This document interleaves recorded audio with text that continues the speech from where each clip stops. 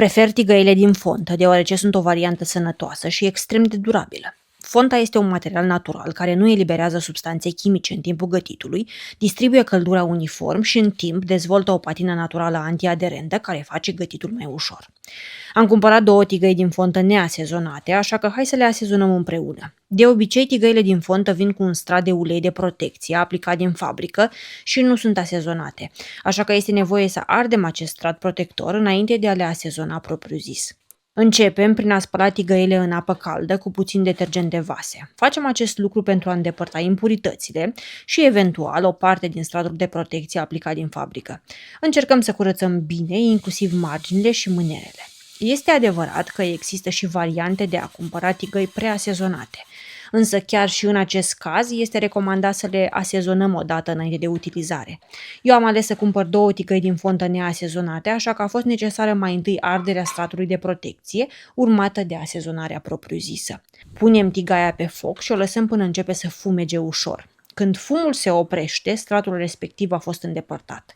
Este recomandat ca acest pas să fie făcut afară, într-un spațiu foarte bine aerisit. După îndepărtarea stratului de protecție, asezonăm tigaia cu ulei. Am folosit ulei rafinat de rapiță, deoarece are un punct de ardere foarte înalt. Mai avem nevoie de câteva cârpe din bumbac care nu lasă scame. Turnăm puțin ulei și îl distribuim uniform, apoi ștergem bine excesul. Tigaia trebuie să arate aproape uscată. Dacă rămâne lucioasă sau uleioasă, stratul va deveni lipicios, nu va forma o patină corectă. Dacă ați cumpărat o tigaie din fontă și nu ați realizat procesul de asezonare, iar aceasta a ruginit, nu vă faceți griji. Poate fi salvată foarte ușor. Avem câțiva pași de urmat. Mai întâi evaluăm rugina. Dacă este vorba doar de pete sau puncte de rugină, tigaia se poate salva fără probleme. Apoi îndepărtăm rugina. Folosim un burete de sârmă, o perie metalică sau o radieră specială antirugină. Frecăm bine până când suprafața devine curată și ajungem din nou la fontă gri. Clătim bine tigaia și o uscăm imediat. Cel mai sigur este să o punem pe aragaz câteva minute până când este complet uscată și ușor încinsă. Fonta nu trebuie să fie lăsată umedă.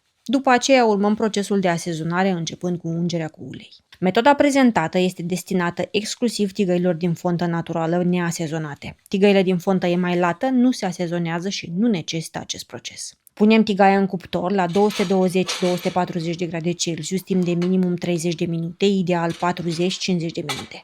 Pentru tigăi mai mici, procesul se poate face și pe aragaz, dar pentru tigăi mari, wokuri sau tăvi, cuptorul este cea mai bună opțiune.